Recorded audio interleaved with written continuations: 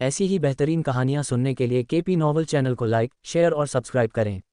आने वाली कहानियों के बारे में जानने के लिए हमारे टेलीग्राम से जुड़ें। लिंक डिस्क्रिप्शन में है। Chaos devourer system 61 diamond race expert से मुकाबला। आखिरकार ज़ेरास तुरंत खड़ा हो गया और युद्ध के मंच की ओर बढ़ गया।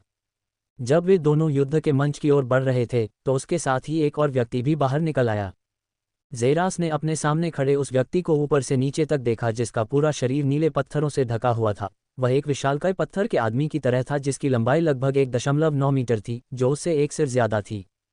सभी कैडेट सांस रोककर खड़े थे क्योंकि खेती के इस चरण में डायमंड रेस एक्सपर्ट से लड़ना आमतौर पर किसी इंसान के लिए असंभव था, लेकिन इस बार यह कोई आम इंसान नहीं था। ये रैंकिंग में नंबर 1 था। रैंकिंग में नंबर 1 बनाम लगभग अभेद्य रेस। ये देखने लायक एक शानदार लड़ाई थी। मेसन रेडेन, डायमंड रेस एक्सपर्ट ने थोड़ा झुककर कहा। ज़ेरास सेलेस्ट्रिया, ज़ेरास ने लड़ाई की मुद्रा में आने से पहले जवाब दिया। शुरू करो। प्रशिक्षक की कठोर आवाज़ गूंज उठी। जैसे ही मेसन ने तुरंत जमीन से धक्का मारा, वे जिस लकड़ी के फर्श पर खड़े थे वह उसके वजन से चरमराने लगा क्योंकि वह तुरंत ज़ेरास के सामने आ गया। ज़ेरास ने भी तुरंत जमीन से धक्का मारा और उसने भी मुक्का मारा। क्विन को लगा कि ज़ेरास ने जो कहा वह गंभीर था, जिससे उसे अपने आत्मविश्वास का कारण पता चल गया और अब उसे आखिरकार अपनी शक्ति का अंदाजा लग गया। बूम! ज़ेरा के चेहरे पर मुस्कान फैल गई जब उसने अपनी मुट्ठी हीरे की मुट्ठी पर पटकी और महसूस किया कि उसके शरीर में एक जबरदस्त बल लगा जो पागलों की तरह दौड़ रहा था, लेकिन उसने तुरंत इसे नियंत्रित कर लिया क्योंकि वह 5 कदम पीछे चला गया था। मेसन भी पीछे की ओर लड़खड़ा गया क्योंकि उसने उस मुक्के की शक्ति को नकारने की कोशिश की। उसके चेहरे पर एक अविश्वसनीय भाव दिखाई दिया क्योंकि उसे विश्वास नहीं हो रहा था कि उसके सामने खड़ा इंसान उसे 5 कदम पीछे धकेल सकता है। वे दोनों बराबरी के थे। क्या? भीड़ ने चौंककर कहा क्योंकि उन्हें विश्वास नहीं हो रहा था कि मांसल शरीर हीरे के शरीर से क्रूर शक्ति में मेल खा सकता है।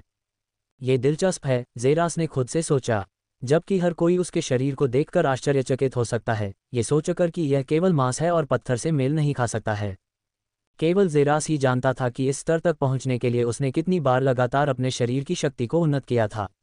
उसने सिस्टम के विशेषता बिंदुओं के साथ लगातार अपनी ताकत को मजबूत किया था और फिर भी मेसन ताकत में उसका मुकाबला कर सकता था। कोई आश्चर्य नहीं कि एक सामान्य जागृत व्यक्ति ताकत में एक हीरे की दौड़ के विशेषज्ञ से मुकाबला करने में सक्षम नहीं होगा। एक सामान्य जागृत व्यक्ति के पास उतनी शारीरिक शक्ति नहीं होगी जितनी उसके पास थी और उसकी हड्डियां गल जाएंगी।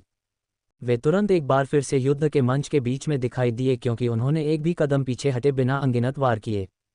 Boom boom boom boom! ज़ेरास और मैनसन के चेहरों पर एक मुस्कुराहट दिखाई दी क्योंकि उन्होंने बिना रोक टोक के अपना सब कुछ फेंक दिया जैसे कि वे एक दूसरे पर शरीर का प्रभुत्व साबित करना चाहते हों। एक दूसरे के चेहरे पर एक और शक्तिशाली वार के साथ वे 5 मीटर पीछे की ओर खिसक गए क्योंकि ज़ेरास ने अपनी पीछे हटने की गति को रोक दिया।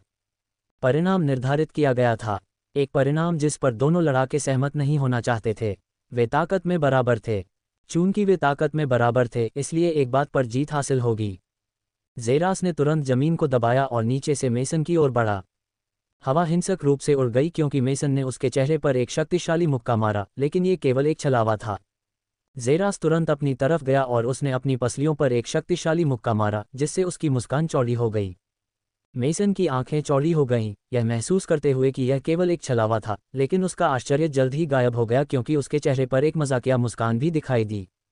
ये भोलापन है। मेसन ने अचानक एक कदम आगे बढ़ाया और आखिरी सेकंड में अपनी पसलियों को एक तरफ झुका दिया और ज़ेरा के वार से 1 इंच की दूरी से बचने में कामयाब रहा, जबकि उसने ज़ेरा के सिर पर एक शक्तिशाली थप्पड़ मारा जैसे कि उसका सिर उड़ा देना चाहता हो।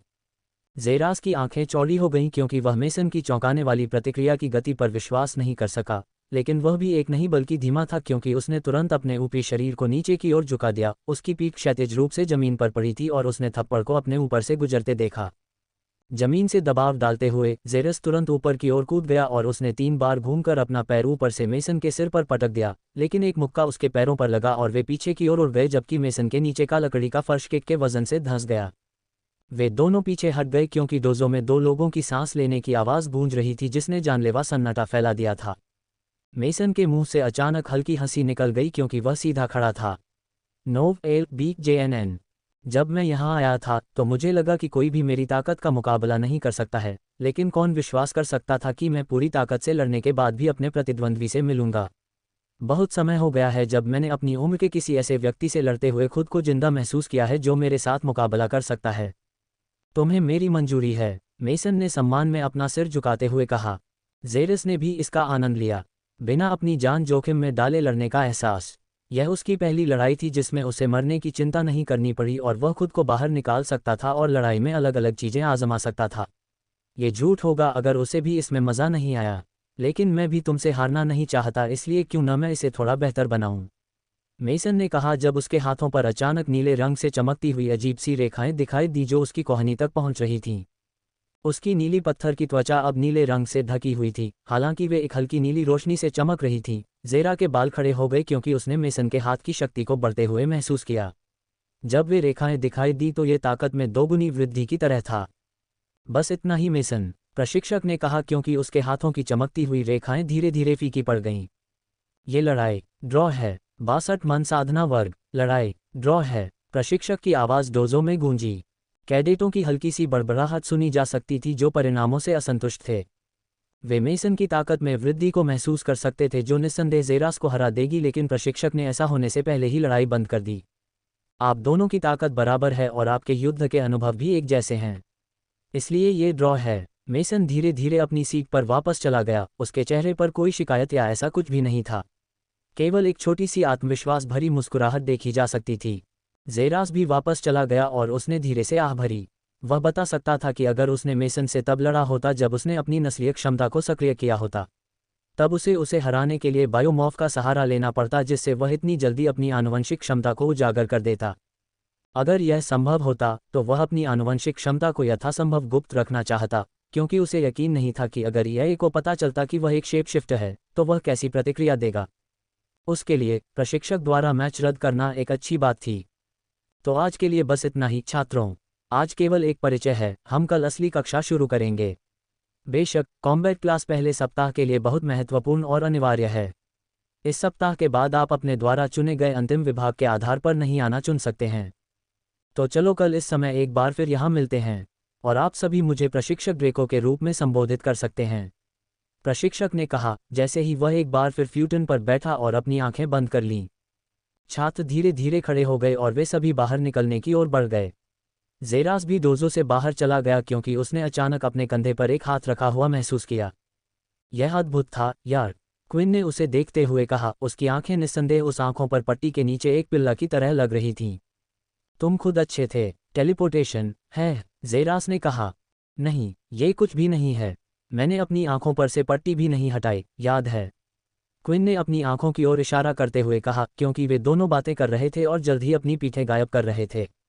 छात्रों को पता नहीं था। प्रशिक्षक ड्रेको की आंखें खुल गईं क्योंकि वह गायब हो रहे छात्रों के बीच एक विशेष आकृति की पीठ को देख रहा था। उसकी आंखों में संदेह था। एक सेकंड के लिए मैंने उसे अपने भीतर महसूस किया। वह ऊर्जा, यह मन से अलग है।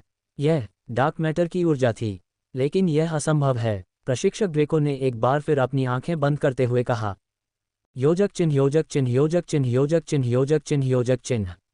तो हमें 1 घंटे का ब्रेक दिया गया है, हमें इसे कहाँ खर्च करना चाहिए? क्विन ने जेरास से पूछा जब वे दोनों अपनी घड़ी देख रहे थे। लेस दैन अगली कक्षा से पहले 1 घंटे का ब्रेक। ग्रेटर दैन, क्या कहते हैं कि हम कैफेटेरिया जाएं? क्विन ने जेरास के सिर हिलाने पर कहा।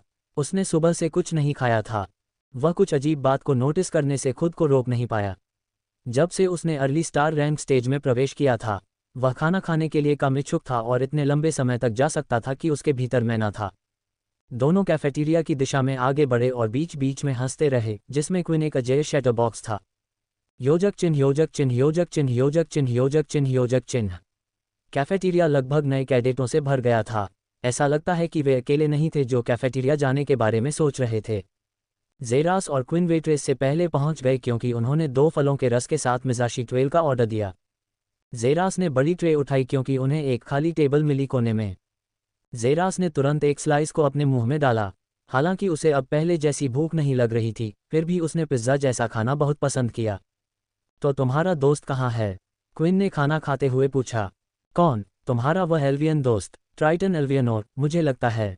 क्विन ने ट्राइटन का नाम याद करने की कोशिश करते हुए पूछा। हाँ, मैंने उसे अभ्यास के दौरान नहीं देखा था, लेकिन मैंने उसे कॉम्बैट क्लास में देखा था। वह बहुत मजबूत है और उसने अपने प्रतिद्वंद्वी को भी हराया था। जेरास ने बिना सोचे समझे कहा। उसने कॉम्बैट क्लास के दौरान ट्राइटन को सच में देखा था और उसे हाथ भी हिलाया था, लेकिन लड़के ने जवाब नहीं दिया, शायद उसे न देख पाने के कारण या किसी और अजीब कारण से जिसके बारे में उसे पता नहीं था। तुम्हें पता है कि वह शायद, क्विन कहने ही वाला था, लेकिन उनके बगल में खड़े एक अजनबी की मौजूदगी ने उसे चौंका दिया। ज़ेरास ने ऊपर देखा और पाया कि यह ड्रैगन लड़का था जिसने अभ्यास के दौरान उसका लगभग दम घोंट दिया था। क्या मैं सीट का उपयोग कर सकता हूँ? लड़के ने ट्रे को अपने हाथों में लिए क्विन की ओर देखते हुए पूछा। ज़रूर, धन्यवाद। लड़के ने ट्रे को टेबल पर गिरा दिया क्योंकि ज़ेरा की आंखें भोजन की मात्रा को देखकर लगभग बाहर निकल आईं। ट्रे अजीब लाल रंग के मांस और कुछ सब्जियों से भरी हुई थी। यह इतनी भरी हुई थी कि उसे यकीन था कि अगर 5 इंसान भी इसे खा ले तो भी यह खाना खत्म नहीं होगा। क्या तुम ये सब खत्म करने जा रहे हो? ज़ीटास ने चौंक कर और अवाक होकर पूछा। हाँ, मैं खत्म करने जा रहा हूँ। इससे कम से कम अगले 5 घंटों तक मेरी भूख मिट जाएगी। लड़के ने मुस्कुराते हुए कहा। तुम सच में ड्रैगन हो? ज़ेरास ने अपनी सुनहरी सांप जैसी आंखों को देखते हुए कहा।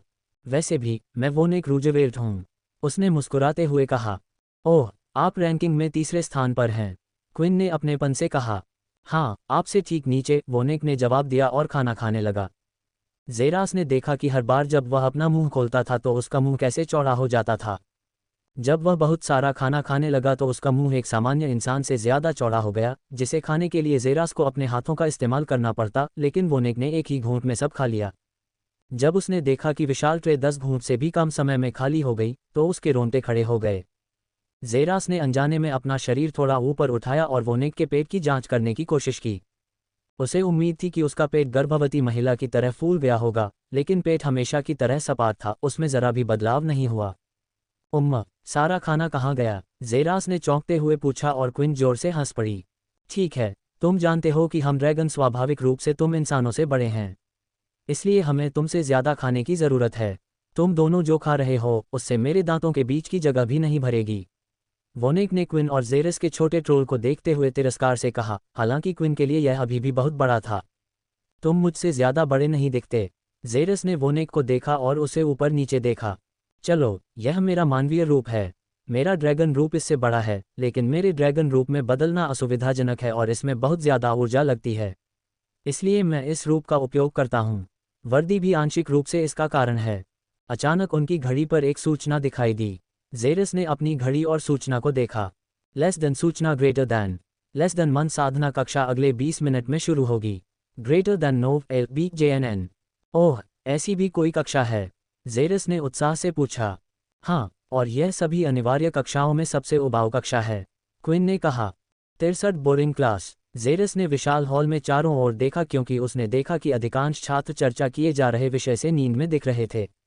महिला प्रशिक्षक ने माना और इसकी उत्पत्ति के बारे में बात की, लेकिन अधिकांश छात्रों को यह उबाऊ लगा क्योंकि यह बहुत सामान्य ज्ञान था, लेकिन ज़ेरस के लिए ऐसा नहीं कहा जा सकता था। अनाथालय में माना जैसा कुछ नहीं पढ़ाया जाता था, इसलिए बाकी लोगों के विपरीत जिन्होंने इस विषय पर ज़्यादा ध्यान नहीं दिया, उसने इस पर पूरा ध्यान दिया। माना विकास लाता है, ये परिवर्तन लाता है, इतना व्यापक परिवर्तन कि हमारी दुनिया की नियति पूरी तरह से फिर से लिखी गई। प्रशिक्षक ने कहा कि उसकी आवाज़ गंभीरता से चमक उठी। मन के कारण होने वाले परिवर्तन में नई ऊर्जा के जन्म से लेकर मनुष्यों में जीन के जन्म तक काफ़ी बदलाव हुए।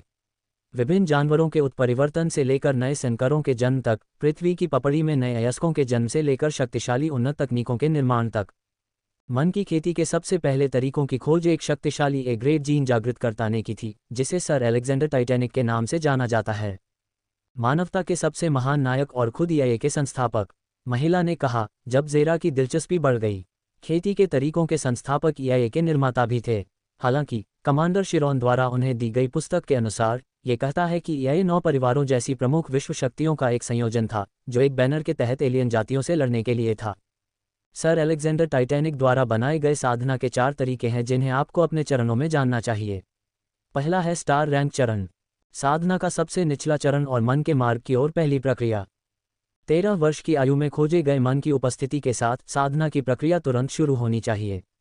स्टार रैंक चरण मन का मन कोर में अवशोषण है, प्रारंभिक, मध्य और देर से स्टार रैंक चरणों में विभाजित। स्टार रैंक चरण के शिखर पर मन कोर अपने तत्वों के रंग के साथ जलते हुए एक ज्वलंत सितारा बन गया होगा। आमतौर पर किसी को 13-14 वर्ष की आयु में प्रारंभिक स्टार रैंक चरण में पहुंच जाना चाहिए। 14-15 वर्ष की आयु में मध्य स्टार रैंक चरण, 16-17 वर्ष की आयु में लेट या पीक स्टार रैंक चरण। यह उपरोक्त चरणों को प्राप्त करने के लिए नियमित औसत आयु है। हालांकि कुछ विसंगतियां कम उम्र में मन साधना के उच्च स्तर को प्राप्त कर सकती हैं। एक उदाहरण हमारा ग्रैंड है कमांडर जिन्होंने 16 साल की उम्र में उल्का रैंक चरण हासिल किया। जेरस ने महिला प्रशिक्षक को अजीब तरह से देखा। उसने कहा कि प्रारंभिक रैंक चरण के लिए औसत आयु 13-14 थी, लेकिन वह 16 वर्ष का था और केवल प्रारंभिक सितारा रैंक चरण में था। ऐसा लगता है कि उसे केवल औसत से नीचे ही वर्गीकृत किया जा सकता है। जेरस क्विन की ओर मुड़ा जो उसके दाईं ओर था क्योंकि वह मदद नहीं कर सका और पूछ सकता था कि वह किस खेती के चरण में है, लेकिन वह तुरंत रुक गया। सिस्टम स्कैन सक्रिय करें। जेरस ने अपने मन में सोचा, होस्ट को बर्बर की तरह सिस्टम के स्कैन को सक्रिय करने के लिए कहने की आवश्यकता नहीं है। बस स्कैन कहें। इसके अलावा आप केवल पीड़ित की आंखों में देखकर ही क्षमता को सक्रिय कर सकते हैं। जेरस ने सिस्टम की अधिसूचना को देखा क्योंकि वह क्रोधी एआई पर फुफकार रहा था। बोरिंग है ना, मैंने कहा था, क्विन ने कहा क्योंकि उसे लगा कि जेरस ने उबाऊ प्रशिक्षक के कारण फुफकारा। क्विन ने मुस्कुराते हुए क्विन से आंख से संपर्क बनाए रखा। भले ही वह व्यक्ति आंखों पर पट्टी बांध रहा था, फिर भी यह क्षमता काम कर रही थी। होस्ट ने स्कैन सक्रिय कर दिया है। पीड़ित को स्कैन कर रहा है। नाम क्विन वर्डस्पेस। जाति मानव। Gene wordspace gene. Gene grade A rank. Cultivation stage peak star rank stage. Host को ताकत, सहनशक्ति, गति, संरचना, कमजोरी, कौशल और क्षमताओं आदि जैसी अन्य विशेषताओं को अनलॉक करने की क्षमता को अपग्रेड करना चाहिए। जेरस ने जानकारी को मुंह खोलकर देखा क्योंकि उसने बिना एक भी शब्द पूछे आसानी से क्विन के बारे में जानकारी प्राप्त कर ली थी। इस क्षमता के साथ वह अपने विरोधियों के बारे में सब कुछ जान सकता था और आश्चर्यजनक हमले जैसी चीजें उसे ज्यादा प्रभावित नहीं करती थीं। और इतना सब होने के बावजूद सिस्टम की स्कैन क्षमता अभी भी अपने चरम पर नहीं थी। अगर वह इसे चरम पर ले जाता तो ये काफ़ी भयावह क्षमता बन जाती। इसके अलावा उसने क्विन की खेती पर भी ध्यान दिया जो पीक स्टार रैंक स्टेज पर थी। ये बहुत अधिक था और ये बताता है कि क्विन लड़ाई में अपनी टेलीपोर्टेशन क्षमताओं का इतनी बार उपयोग क्यों कर सकता था, बिना इस बात के संकेत के कि उसका मैना खत्म हो गया है। मन कोर भर जाने के बाद यह एक जलते हुए तारे जैसा दिखाई देता है। फिर मन के निरंतर अवशोषण से एक प्रेत का निर्माण होगा, एक उड़ते हुए उल्का का प्रेत। एक बार उल्का का प्रेत बन जाने के बाद व्यक्ति प्रारंभिक उल्का रैंक चरण में प्रवेश कर जाता है। एक नए रैंक में प्रवेश करने से आमतौर पर ताकत और प्रतिक्रिया की गति में भारी वृद्धि होगी जो पीक स्टार रैंक चरण की तुलना में लगभग दोगुनी होगी। सबसे महत्वपूर्ण बात यह है कि व्यक्ति के जीन से संबंधित एक नई क्षमता जागृत होगी जो उनके द्वारा जागृत पहले जीन से भी अधिक शक्तिशाली होगी। उल्का रैंक के मार्ग पर कदम रखने का मतलब होगा असली ताकतवर के मार्ग पर कदम रखना, क्योंकि उल्का रैंक चरण विशेषज्ञ को 2 पीक स्टार रैंक चरणों को हराने में कोई समस्या नहीं होगी, न केवल ताकत में वृद्धि और दूसरी आनुवंशिक क्षमता के जन्म के कारण बल्कि मन एकाग्रता के कारण जो उल्का रैंक चरण में पहुंचने पर बदल जाएगी। इस अर्थ में परिवर्तन की मन के उच्च स्तरों को महसूस किया जाएगा और जागृत किया जाएगा। हाँ, मन के विभिन्न चरण हैं और आपकी साधना रैंक जितनी अधिक होगी आप उतना ही उच्च ग्रेड अवशोषित करने में सक्षम होंगे। आइए मन के ग्रेड के बारे में बताने के लिए थोड़ा समय लें, प्रशिक्षक ने कहा, जिससे जेरा की दिलचस्पी बढ़ गई। मन के ग्रेड, उसने पहले कभी इसके बारे में नहीं सुना था। 64 मन के ग्रेड। आइए मन के ग्रेड के बारे में विस्तार से बताते हैं, प्रशिक्षक ने कहा, जिससे जेरा की दिलचस्पी बढ़ गई। मन के ग्रेड, उसने पहले कभी इसके बारे में नहीं सुना था। मन के 3 ग्रेड हैं, मन का नीला बल, मन का पीला बल, मन का लाल बल और मन का सुनहरा बल। जो लोग प्रारंभिक स्टार रैंक चरण में हैं, वे केवल मन के सबसे निचले स्तर तक पहुंच सकते हैं, जो कि मन का नीला बल है। एक बार जब आपकी साधना उल्का स्तर तक बढ़ जाती है तो आप मन के दूसरे चरण तक पहुंच पाएंगे, जो कि मन का पीला बल है, जो नीले मन से लगभग 2 गुना प्रभावी है। जो लोग कॉस्मिक रैंक पर हैं, उनके पास लाल बल इफ मन तक पहुंच होगी, जबकि सुनहरा बल इफ मन की वास्तविक स्थिति है और केवल गैलेक्सी रैंक वाले चरण में ही पहुंच योग्य है। आप सभी अभी भी उन चरणों से बहुत दूर हैं, इसलिए हम चरण में गहराई से नहीं जाएंगे। मैं ये कह सकता हूं कि इस उम्र में आप में से अधिकांश को लेट स्टार रैंक स्टेज पर होना चाहिए। यदि आप अभी तक वहां नहीं पहुंचे हैं तो जल्दी से जल्दी स्टेज तक पहुंचने की पूरी कोशिश करें। आप सभी को अगले साल से पहले उल्का चरण तक पहुंच जाना चाहिए, तभी तुम गर्व से द्वितीय वर्ष में शामिल हो पाओगे, प्रशिक्षक ने ईमानदारी से कहा। यह सुनकर जेरा की आंखें सिकुड़ गईं। ऐसा लग रहा था कि द्वितीय वर्ष में शामिल होने के लिए एक विशेष मानदंड मेटियोर रैंक चरण में होना था, जिससे उसे आश्चर्य हुआ कि कैफेटेरिया में मिले 2 द्वितीय वर्ष के छात्र क्या कर रहे थे। बाकी कक्षा जारी रही और जेरास ने अपना ध्यान केंद्रित रखना सुनिश्चित किया, जो प्रशिक्षक एला की आंखों से नहीं बच पाया, जिन्होंने उसे स्वीकृति की एक झलक दी और उसके सामान्य रूप से गंभीर चेहरे पर एक छोटी सी मुस्कान देखी जा सकती थी। योजक चिन्ह योजक चिन्ह योजक चिन्ह योजक चिन्ह योजक चिन्ह योजक चिन्ह। ठीक है, ये जितना मैंने सोचा था उससे बेहतर रहा, ज़ेरास ने क्विन और वोनेक से कहा जब वे उसके साथ हॉल से बाहर निकल रहे थे। ठीक है, केवल तुम्हारे जैसे अजीबोगरीब व्यक्ति को ही ये दिलचस्प लगेगा, क्विन ने एक मुस्कान के साथ कहा। हालांकि ज़ेरास मना नहीं कर सका। तो कक्षा पहले ही दिन के लिए समाप्त हो गई है? ज़ेरास ने आश्चर्य से पूछा। हाँ, कक्षा का पहला सप्ताह छोटा होता है और केवल निर्माण के लिए होता है। आने वाले समय के लिए छात्रों को तैयार करें। अधिकांश कक्षाएं तभी उपलब्ध होंगी जब आप चुनेंगे कि आपको कौन सा विभाग चाहिए। फिर अन्य कक्षाएं उपलब्ध होंगी। अभी के लिए ये केवल वे 3 कक्षाएं हैं, वोनेक ने बगल से जवाब दिया। तो आप दिन के बाकी समय के लिए कहाँ जाने की योजना बना रहे हैं? अभी भी लगभग 2 बजे हैं, आप जानते हैं, और मुझे मत बताना कि आप फिर से इतना सारा समय सोने में बिताना चाहते हैं। क्विन ने मजाकिया आवाज़ में कहा। हम माइनर ट्रेनिंग एरिया में क्यों न जाएं? ऐसा कहा जाता है कि नए कैडेटों के लिए कुछ विशेष प्रशिक्षण कक्ष हैं। एंटी ग्रेविटी फाइट्स, हत्यारे operation code, awakener ball game, attributes testing room, ये वह जगह है जहां अधिकांश नए कैडेट होंगे। यह आराम करने और साथ ही खुद को प्रशिक्षित करने के लिए सबसे अच्छी जगह है, वोनेक ने बगल से कहा, जबकि क्विन के चेहरे पर एक बड़ी मुस्कान दिखाई दी। NOWELL-BE-IN.C ओम। मुझे भी शामिल करें, क्विन ने तुरंत जवाब दिया, लेकिन यह नहीं समझ पाया कि ज़ेरास ने इस पर कुछ नहीं कहा। तो ज़ेरास के बारे में क्या? तुम आ रहे हो? क्विन ने पूछा। तुम्हें पता है, मैं पास हो जाऊंगा। वैसे भी हम अपने अंक कहाँ खर्च करेंगे? ज़ेरास ने विषय बदलते हुए पूछा। अंकों का उपयोग मैनुअल खरीदने और कुछ अन्य खेती के कमरों तक पहुंचने के लिए किया जाता है। लेकिन हम नए हैं, इसलिए खेती के कमरे अब हमारे लिए उपलब्ध नहीं होंगे। अब आप अपने अंकों के साथ शायद केवल एक ही काम कर सकते हैं, या तो इसे माइनर ट्रेनिंग रूम पर खर्च करें या इसका उपयोग मैना खेती के मैनुअल खरीदने के लिए करें, क्विन ने कहा। क्या आपके पास मैना खेती का मैनुअल है? ज़ेरास ने क्विन को देखते हुए पूछा। किसके पास नहीं है? हम केवल तभी मैनुअल बदलते हैं जब हम जो इस्तेमाल कर रहे हैं वह निम्न स्तर का है, और हमारे पास एक और है जो पूरी तरह से फिट बैठता है और उसका स्तर अधिक है। मुझे अपना मैनुअल बदलने की आवश्यकता नहीं है, क्योंकि मुझे संदेह है कि EIA में मेरे जितना उच्च मैनुअल हो सकता है। EIA के अलावा ये बहुत महंगा होगा। ज़ेरास ने वोनेक की ओर देखते हुए सिर हिलाया। मेरे पास भी है, वोनेक ने उत्तर दिया। ज़ेरा के चेहरे पर मुस्कान आ गई, क्योंकि उसके पास मन साधना मैनुअल भी नहीं था, यहाँ तक कि सबसे निम्न स्तर का भी नहीं। अरे, उसने एक दिन से भी कम समय पहले ही मैनुअल के बारे में सीखा था। वह बहुत पीछे था, और बहुत पीछे भी। मुझे मन साधना हॉल जाना है। तुम लोग माइनर ट्रेनिंग रूम में जाओ। मैं वादा करता हूं कि अगली बार आप दोनों के साथ इसे देखूंगा, ज़ेरास ने कहा, जिससे दोनों ने सिर हिलाया। उसने देखा कि वोनेक और क्विन तेजी से उसकी नज़रों से ओझल हो गए। ज़ेरास वोनेक द्वारा बताए गए माइनर ट्रेनिंग रूम को भी देखना चाहता था। एंटी ग्रेविटी फाइट्स और असैसिन ऑपरेशन कोड, ये सब सुनने में अच्छा और मज़ेदार लगता है, लेकिन वह जानता था कि वह ऐसा नहीं कर सकता। देर से शुरू होने के कारण उसकी खेती दूसरों से पीछे चल रही थी। उसे अभी पूरे कैडेट्स में खेती में सबसे नीचे होना चाहिए था, और हालांकि वह कैडेट्स रैंकिंग में नंबर 1 था, ज़ेरास अच्छी तरह से जानता था कि यह सब सिस्टम की ताकत थी। ऐसा नहीं है कि वह खुद को डाउनग्रेड कर रहा था, क्योंकि यह उसकी खोजों को पूरा करने और कड़ी मेहनत के कारण था जिसने उसे इतनी तेज़ी से ऊपर उठाया। लेकिन ज़ेरा के दिल में एक छोटा सा डर छिपा हुआ था। उसकी सारी ताकत सिस्टम के कारण होने का डर। वह ताकत बढ़ाने के लिए सिर्फ सिस्टम पर निर्भर नहीं रहना चाहता था। वह अपनी निरपेक्ष शक्ति के जरिए मजबूत बनना चाहता था, जीन को रूपांतरित करें और अपनी खेती के चरणों में सुधार करें। इस तरह से उसे अपनी ताकत पर भरोसा होगा। इस तरह से अगर सिस्टम में किसी तरह से कुछ गलत हुआ तो वह पूरी तरह से असहाय नहीं होगा। इसलिए नए कैडेट्स की तरह मौज मस्ती करने के बजाय ज़ेरास ने मन की खेती की मैनुअल खरीदने और अपनी खेती शुरू करने के लिए मैनुअल हॉल की ओर अपना रास्ता बनाया। अपने मानचित्र घड़ी को देखते हुए वह उस क्षेत्र को देख सकता था जहां मैनुअल हॉल था, और वह तुरंत उस स्थान की ओर बढ़ गया। 20 मिनट बाद ज़ेरास EIA में एक विशाल संरचना के सामने पहुंचा। जब उसने सैकड़ों अलग अलग EIA छात्रों को बड़े दरवाजे से अंदर बाहर आते जाते देखा, ज़ेरास सीनियर्स को देखकर चौंक गया, और भले ही वे एक सामान्य इंसान की तरह ही नियमित दिखाई दे रहे थे, वह महसूस कर सकता था कि वे अपने शरीर के नीचे किस शक्ति को नियंत्रित करने की कोशिश कर रहे थे।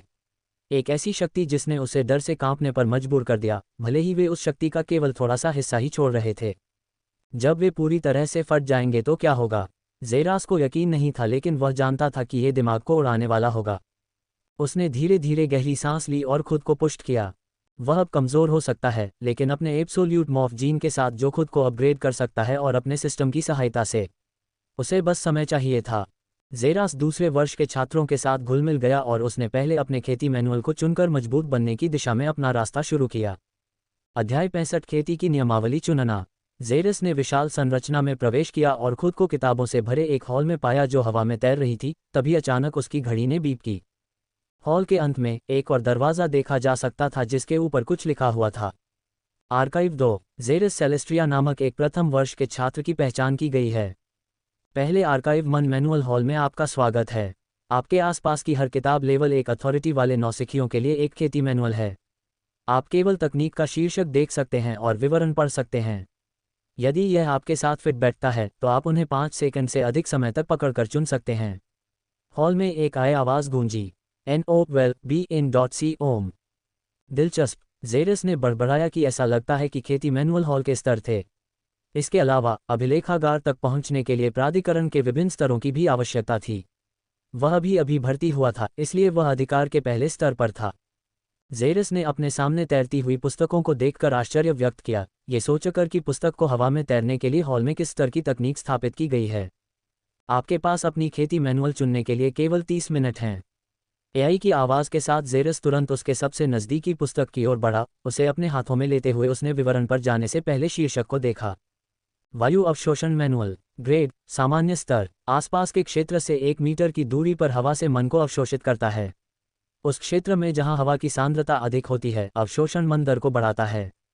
/ मूल्य 50 अंक। / जेरस ने मैनुअल को देखा क्योंकि उसे लगा कि मैनुअल बहुत बढ़िया है, लेकिन इसमें 2 सीमाएं हैं। जेरस ने पुस्तक को नीचे रख दिया क्योंकि वह हॉल में घूमने लगा और पुस्तकों की जांच करने लगा। Force absorption manual, black hole mana manual, light corona manual, red force area. जेरास ने जितनी जल्दी हो सके अनगिनत किताबों को खंगाला और यह पता लगाने की कोशिश की कि कौन सी किताब उसके लिए सबसे उपयुक्त है। आपके पास 5 मिनट बचे हैं। AI की आवाज़ गूंजी जब जेरास धीरे धीरे अपने चेहरे पर निराशा के साथ रुका। यहाँ अधिकांश तकनीकें सामान्य स्तर पर थीं। उसे केवल एक ही मिली जो छद्म दुर्लभ स्तर पर थी, और यह उसके लिए उपयुक्त भी नहीं थी क्योंकि इसके प्रभाव को बढ़ाने के लिए ज्वालामुखी वाले स्थान की आवश्यकता होती है। यहाँ मैनुअल पूरी तरह से नए लोगों के लिए था जो अभी अपनी खेती की यात्रा शुरू कर रहे थे, और यहाँ उच्चतम मूल्य 100 अंक था। हालांकि बहुत अच्छी तकनीकें थीं, लेकिन वह इससे संतुष्ट नहीं था। जेरास भाग्य का सहारा लेने वाला था और छद्म दुर्लभ स्तर की तकनीकों में से एक को चुनने वाला था, जब अचानक उसकी आंखें दूर से दरवाजे को देखते हुए सिकुड़ गईं। वह उत्सुकता से दरवाजे की ओर बढ़ा क्योंकि AI की आवाज़ भी गूंजी। 2 मिनट बचे हैं। जेरास ने इसे अनदेखा कर दिया क्योंकि उसने दरवाजे की ओर देखा, जिस पर एक विशालकाय मानव प्राणी की तस्वीर थी, जिसके पीछे से अलग अलग कांटे निकल रहे थे, जबकि उसकी आंखों से एक काली गैस निकल रही थी। जेरा की आंखें सिकुड़ गईं क्योंकि उसे उस प्राणी से एक अविश्वसनीय जुड़ाव महसूस हुआ, जैसे कि वे किसी तरह से संबंधित थे जिसे वह समझ नहीं पा रहा था। उसकी आंखें प्राणी की काली आंखों में घूर रही थीं, दूर नहीं जा रही थीं। तभी अचानक उसकी आंखों से प्रकाश की एक किरण निकली जो उसकी छाती पर लगे सुनहरे बैज पर चमकी। कैडेट के बैज स्कैन किए जा रहे हैं। बैज स्कैन किए गए। नए कैडेट रैंकिंग में पहले स्थान पर पाया गया। नए कैडेट रैंकिंग में पहले स्थान पर आने के लिए आपका अधिकार स्तर 2 तक बढ़ा दिया गया है। अब आप आर्काइव के दूसरे स्तर और अन्य लाभों तक पहुंच सकते हैं जो आपके अधिकार स्तर 2 तक बढ़ने के साथ आते हैं। जेरास वहीं सुन्न होकर खड़ा था और उसने धीरे धीरे अपने हाथों को दरवाजे पर दबाया और एक गड़गड़ाहट की आवाज़ के साथ दरवाज़ा धीरे धीरे खुला। उसके सामने एक विशाल सफ़ेद हॉल था जिसमें हज़ारों किताबें हवा में तैर रही थीं। प्रथम वर्ष के कैडेट जेरास सेलेस्ट्रिया की पहचान हो गई है। आर्काइव मैना मैनुअल हॉल के दूसरे स्तर पर आपका स्वागत है। आपके पास मन मैनुअल हॉल चुनने के लिए 30 मिनट हैं। जेरास को इस बात पर यकीन नहीं हुआ क्योंकि उसने अनजाने में दूसरे आर्काइव लेवल तक पहुंच प्राप्त कर ली थी। जैसे ही वह अपने सबसे नज़दीकी किताब की ओर बढ़ा, उसके चेहरे पर एक जंगली मुस्कान आ गई। विवरण को देखते ही उसके चेहरे पर एक अविश्वसनीय भाव प्रकट हुआ। आयनीकृत मन अवशोषक के प्रेरण के माध्यम से मन अवशोषण को बढ़ाता है, जो आसपास के वातावरण में मन की सांद्रता को बढ़ाता है, जिससे मन का अवशोषण सामान्य गति से 10 गुना अधिक होता है। / ग्रेड दुर्लभ ग्रेड अंक 250 अंक। / जेरास ने अपने सामने रखी किताब को देखा क्योंकि उसे इस चौंकाने वाली प्रभावशीलता पर यकीन नहीं हो रहा था। मन अवशोषण को 10 गुना बढ़ा देता है। सबसे चौंकाने वाली बात यह थी कि इसके लिए 250 अंकों की आवश्यकता थी। एक बात तो तय थी कि केवल द्वितीय वर्ष के छात्र ही इस स्तर की तकनीक तक पहुंच सकते हैं। जेरा का दिल धड़क रहा था क्योंकि वह इस तकनीक को चुनने के लिए ललचा रहा था, लेकिन उसने किताब को नीचे गिराते ही अपने दिल को शांत कर लिया। शायद इस क्षेत्र में और भी बेहतरीन तकनीकें हो सकती हैं। 20 मिनट और ज़ेरा तुरंत उन्मत्त हो गया क्योंकि वह तेजी से किताबों को पागलपन की तरह खोज रहा था। अवशोषण मन, शून्य आकर्षण, खूनी मन आकर्षण, dark black hole, solar gazer manual, अनंत डार्क मन भक्षक। अवशोषण मैनुअल। 20 किलोमीटर की दूरी पर मन को सीधे दबाएं और इसे उपयोगकर्ता के शरीर में अवशोषित करें, जिससे उपयोगकर्ता एक अवशोषित मशीन में बदल जाए जो तुरंत मन को अवशोषित कर ले। ग्रेड, मध्य दुर्लभ स्तर। अंक, 270 अंक। खूनी मन आकर्षण। उपयोगकर्ता अपने मृत पीड़ितों के रक्त से मन को अवशोषित करता है। युद्ध के दौरान सबसे अच्छा काम करता है जहां भारी मात्रा में लाशें और खून होता है। // ग्रेड, पीक रेयर लेवल। कीमत, 300 पॉइंट। // Dark black whole. पहले से सेट किए गए कुछ उपकरणों की सहायता से एक चौंकाने वाला अवशोषित बल तुरंत बनाया जाता है क्योंकि यह आसपास के क्षेत्र को एक ब्लैक होल में बदल देता है जो तुरंत उपयोगकर्ता के लिए मैना को आकर्षित करता है। // ग्रेड, मिडिल रेयर लेवल। कीमत, 280 पॉइंट। // Solar gazer manual. एक निर्माता के रूप में सूर्य और एक उत्प्रेरक के रूप में एक पैनल के साथ, ज्वलंत सूर्य मैना स्वचालित रूप से अवशोषित हो जाता है जिससे उपयोगकर्ता एक मिनी सूर्य में बदल जाता है जो स्वचालित रूप से आसपास के सभी मैना को अवशोषित करता है। // ग्रेड, पीक रेयर लेवल। कीमत, 300 पॉइंट। // अनंत डार्क मैना भक्षक। श्वास तकनीकों के एक विशेष सेट के साथ, उपयोगकर्ता की सभी 5 इंद्रियां एक ब्लैक होल में बदल जाती हैं जो स्वचालित रूप से 500 किलोमीटर के क्षेत्र में मन को अंतहीन रूप से अवशोषित करता है। लाभ, अवशोषित होने वाले मन की मात्रा की कोई सीमा नहीं है और मन को अवशोषित करने वाले पदार्थ की भी कोई सीमा नहीं है। नुकसान, तकनीक को सक्रिय करने के हर एक सेकंड में उपयोगकर्ता की 5 इंद्रियों में भयानक दर्द होता है और शरीर को दर्द की आदत डालने और एक बार फिर से उपयोग किए जाने से पहले धीरे धीरे ठीक होने में लंबा समय लगेगा। ग्रेड, कम महाकाव्य स्तर। मूल्य, 400 अंक। अध्याय 66 अनंत डार्क मैना डिवोआरा मैनुअल। ज़ीरास की आंखें आखिरी किताबें पढ़ते हुए सिकुड़ गईं क्योंकि वह इस बात में उलझा हुआ था कि कौन सी किताब चुने। वह जितने भी मैनुअल पढ़ पाया उनमें से ये सबसे ज़्यादा चौंकाने वाले प्रभावी मैनुअल थे। मैनुअल को देखते हुए ज़ीरास ने तुरंत कुछ को काट दिया जैसे कि खून की ज़रूरतों के कारण ब्लडी मैना अट्रैक्शन मैनुअल। हालांकि यह तकनीक निस्संदेह शक्तिशाली थी, लेकिन रक्त से मैना को अवशोषित करने और भारी मात्रा में लाश और रक्त की आवश्यकता के कारण ज़ीरास ने इस तकनीक को छोड़ दिया। यह में उसे इतनी बड़ी मात्रा में रक्त कहाँ से मिलेगा? ये तकनीक युद्ध की स्थिति में एकदम सही होती, तभी इसकी असली क्षमताएं सामने आएंगी। डार्क ब्लैक होल तकनीक भी प्रभावशाली थी, लेकिन इसे सक्रिय करने से पहले उपकरणों को सेट करने की इसकी ज़रूरतों के कारण उसे इसे छोड़ना पड़ा।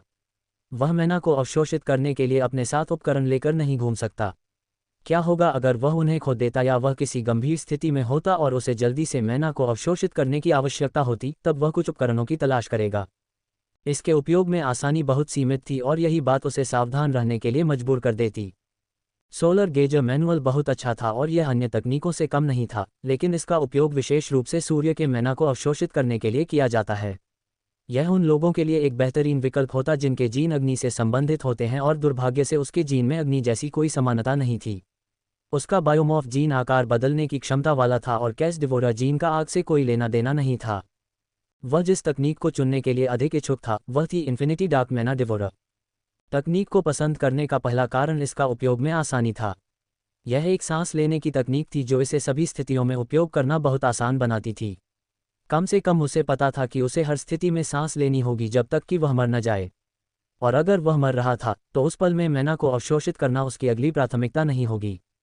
दूसरों के विपरीत इसके लिए किसी विशेष उपकरण की आवश्यकता नहीं थी, शायद उसकी 5 इंद्रियों को छोड़कर, जिनका उपयोग मन उसके शरीर में प्रवेश करने के लिए करेगा। इसके अलावा मन को अवशोषित करने का इसका क्षेत्र उसके द्वारा देखे गए मन मैनुअल में सबसे अधिक था, जिसका क्षेत्र 500 किलोमीटर था। अन्य मैनुअल में उच्चतम क्षेत्र 300 किलोमीटर से भी कम था। अंत में तकनीक का ग्रेड था।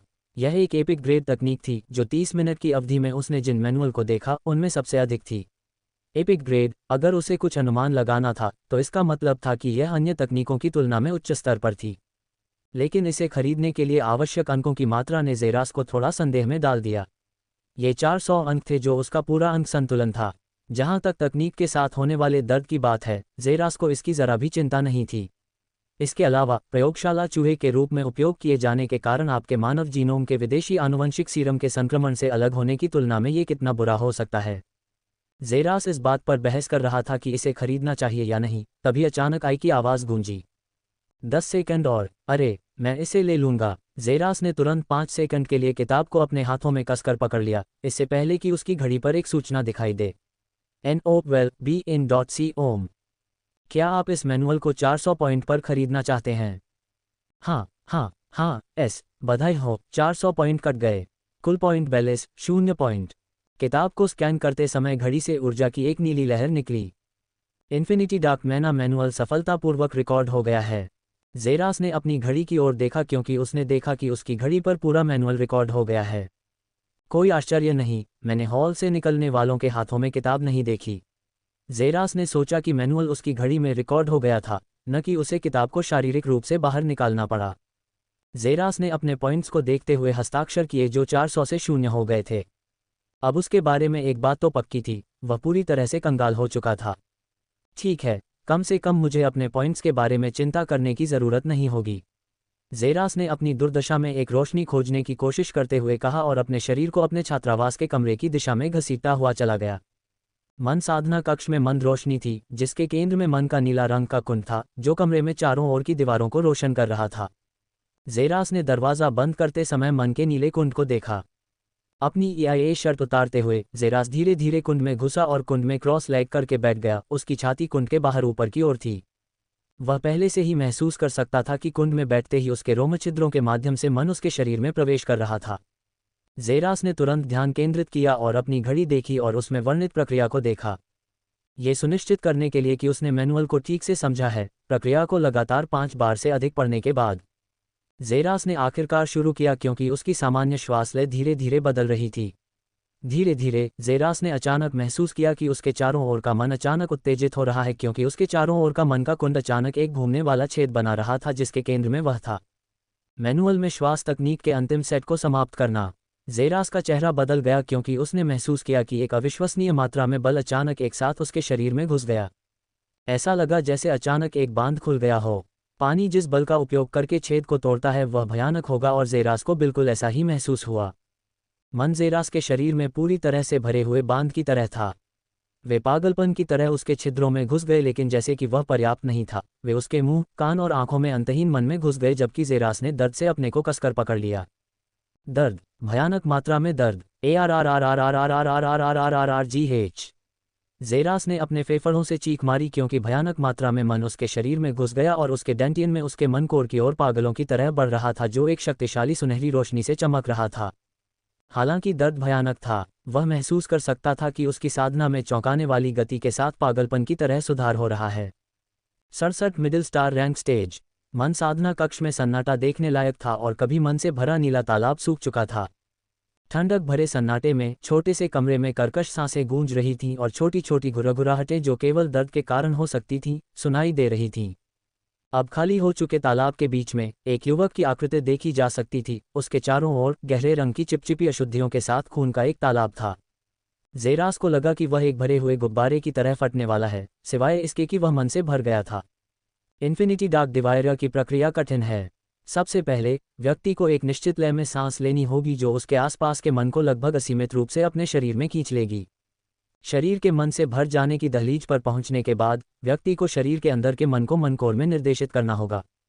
जेरास ने 6 घंटे तक लगातार इन्फिनिटी डार्क डिवायर का उपयोग करके अपने शरीर में मैना को अवशोषित कर लिया था, जिससे उसका शरीर अपनी सीमा तक खींच गया था। जब उसे लगा कि वह अब और अधिक अवशोषित नहीं कर सकता, तो जेरास ने आखिरकार रुककर खुद को अगली प्रक्रिया के लिए तैयार किया। अपनी सांसों के सेट को बदलते हुए उसके अंदर का मैना अचानक उसके मैनाकोर में जाकर उसे भरने लगा। अपनी पूरी मांसपेशियों को पूरी तरह से लकवाग्रस्त महसूस करते हुए ध्यान केंद्रित करना कठिन था, लेकिन दांतों को भींचकर और यह याद करते हुए कि वह EIA में खेती के सबसे निचले चरण में कैसे था। उसने दर्द को अनदेखा किया क्योंकि वह उस सांस को बनाए रखने के लिए संघर्ष कर रहा था। समय तेजी से बीत गया और 4 घंटे तेजी से बीत गए और फिर कभी नहीं मिला। एक बार फिर कमरे के भीतर एक सुनहरी रोशनी चमकती हुई दिखाई दी। यह जेरास से या सटीक रूप से उसके मैनाकोर से आई थी। जेरास ने अपनी चेतना को अपने डेंटियन में निर्देशित किया क्योंकि उसने गेंद को देखा जिसका आधा हिस्सा सुनहरी रोशनी से चमक रहा था, जो दर्शाता था कि उसने अपने मैनाकोर का आधा हिस्सा भर दिया है। उसने अपनी भौहें सिकोड़ते हुए अपने होंठ भींच लिए, लेकिन जब सिस्टम का नोटिफिकेशन उसके सामने आया तो उसे यकीन हो गया। बधाई हो, होस्ट सफलतापूर्वक मिडिल स्टार रैंक स्टेज पर पहुंच गया है। आपकी सभी विशेषताएं एक बार फिर जोर 2 से बढ़ गई हैं। हा। आर्ग, जेरास ने जब नोटिफिकेशन पैनल देखा तो उसके मुंह से एक गहरी हंसी निकली, लेकिन अचानक एक दर्द ने उसके फेफड़ों पर हमला कर दिया, जिससे उसकी हंसी अचानक बंद हो गई। 10 घंटे से भी कम समय में मिडिल स्टार रैंक स्टेज पर पहुंचना, यह एक ऐसी उपलब्धि थी जो पूरी दुनिया को चौंका देगी, लेकिन उसने बस इसे हासिल कर लिया। इन्फिनिटी डार्क डेवोरर एक बेहतरीन विकल्प था और इसके लिए अपने 400 अंक खोना इसके लायक था। लेकिन फ़ायदे के साथ नुकसान भी होते हैं। इन्फिनिटी डार्क डेवोरर एक आत्मक्षति तकनीक थी जो दर्द के बदले में मन को अंतहीन रूप से अवशोषित करती है। आमतौर पर किसी इंसान के लिए 6 घंटे तक अपने दूसरे शरीर में मन को अवशोषित करना असंभव होना चाहिए, क्योंकि शरीर उस समय से पहले अपनी सीमा तक पहुंचने के लिए तरस रहा होगा। दर्द की तो बात ही छोड़िए। सौभाग्य से या दुर्भाग्य से जेरा का शरीर औसत अर्ली से ज़्यादा मजबूत था। अवेकनर और उसकी शारीरिक सीमाएं अभी भी मानक से बहुत दूर थीं, जिसके कारण उसे औसत अवेकनर की तुलना में अधिक मन जमा करना पड़ता था। लेकिन इसका मतलब ये भी है कि उसे सामान्य अवेकनर की तुलना में अधिक दर्द महसूस होगा, क्योंकि उसे मानक से परे जाना होगा और वह पहले से ही अपनी मांसपेशियों को पूरी तरह से लकवाग्रस्त महसूस कर सकता था। हालांकि वह मिडिल स्टार रैंक स्टेज पर पहुंच गया था और उसकी ताकत में भी वृद्धि हुई थी, लेकिन उसका शरीर बहुत क्षतिग्रस्त हो गया था और उसे तकनीक का उपयोग करने से पहले ठीक होने के लिए बहुत समय की आवश्यकता होगी। जेरास ने धीरे धीरे खुद को हिलाया, क्योंकि उसका शरीर जो जमीन पर पड़ा था उल्टा हो गया और उसकी छाती अब ठंडे टाइल वाले फर्श पर थी। अपनी सारी ताकत लगाकर उसने दांत भींचते हुए और माथे पर एक नस उभरे हुए जमीन पर जोर से धक्का दिया और धीरे धीरे चारों पैरों पर बाथरूम की ओर बढ़ा और खून और काली गंदी अशुद्धियां पीछे छोड़ गया, जो कुछ मिनट पहले उसके द्वारा झेले गए नारकीय क्षणों की याद दिलाती हैं। योजक चिन्ह, योजक चिन्ह, योजक चिन्ह, योजक चिन्ह, योजक चिन्ह, योजक चिन्ह।